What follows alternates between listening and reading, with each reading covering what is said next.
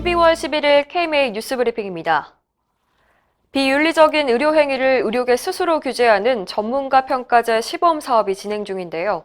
첫 번째 고발 사례가 나와서 주목됩니다. 서울특별시 의사회는 10일 강서구의 한 사회복지법인이 운영하는 의원을 경찰에 고발했습니다.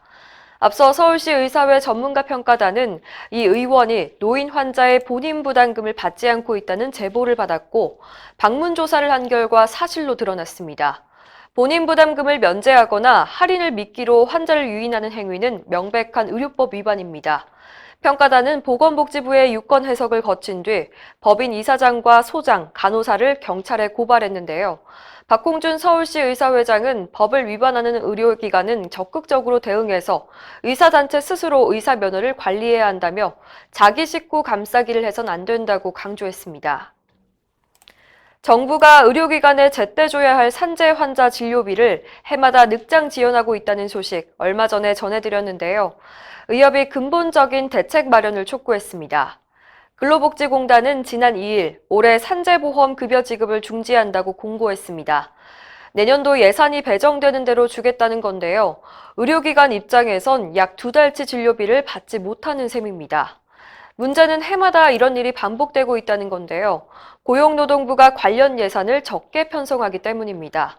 대한의사협회는 10일 성명을 내고 행정 편의를 위해 진료비 지급을 중단한 근로복지공단과 이를 제대로 관리 감독하지 못한 고용노동부는 비난받아 마땅하다고 지적했습니다. 또 재해를 당한 근로자를 신속히 치료해야 하는 산재보험 특성을 감안할 때 적정한 예산 편성이 이뤄져야 한다고 강조했습니다. 전공의들의 근무 시간을 주당 80시간으로 제한한 전공의법 여파로 외과 수술이 지연되고 있다는 보도가 얼마 전에 나왔었는데 전공의들은 사실이 아니라며 반발하고 나섰습니다. 대한전공의협의회는 10일 해당 기사를 반박하면서 오히려 외과 전공의가 수술실 들어가는 건 하늘의 별 따기라고 밝혔습니다. 수술실에는 간호사가 들어가고 전공의들은 수술실 밖에서 온갖 잡일에 시달리는 게 현실이라는 겁니다. 대전협은 수련병원들이 전공의를 제대로 가르칠 생각은 안 하고 값싼 인력으로만 치부한다며 교수들이 전공의가 없어서 수술을 줄일 수밖에 없다고 주장하는 걸 보면서 비참함을 느낀다고 호소했습니다. 박지원 대전협 회장은 단 한 번도 교수와 전임의에게 전공의 업무를 대신하라고 요구한 적이 없다며 수련병원의 적절한 의료 인력 확충을 요구했을 뿐이라고 말했습니다. 단돈 6천 원을 잘못 청구했다는 이유로 병원 문을 45일이나 닫아야 하는 일이 결국 실제로 일어났습니다. 여러 차례 보내드린 사건인데요. 강원도 춘천시 보건소가 한 동네 의원이 검진비 6,460원을 차고 청구했다는 이유로 업무정지 45일 처분을 내렸었죠. 이후 의료계가 과잉금지 원칙에 어긋난다며 문제를 제기했지만 소용이 없었습니다. 졸지에 내년 1월 1일부터 검진센터 문을 닫게 된 A 의원 측은 보건소를 상대로 행정소송과 민사소송으로 맞설 계획입니다.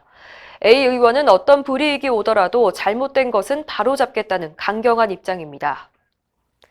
내년부터 수은혈압계 사용이 전면 금지됩니다.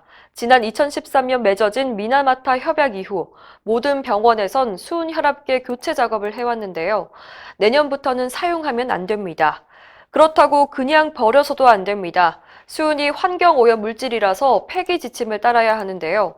현재 환경부가 관련 법규를 마련 중입니다. 의료기관들은 별도 조치가 내려질 때까지 수은 혈압계를 의료기관 내부에 보관해야 합니다. 이상으로 뉴스브리핑을 마칩니다. 자세한 사항은 의협신문을 참고하시길 바랍니다.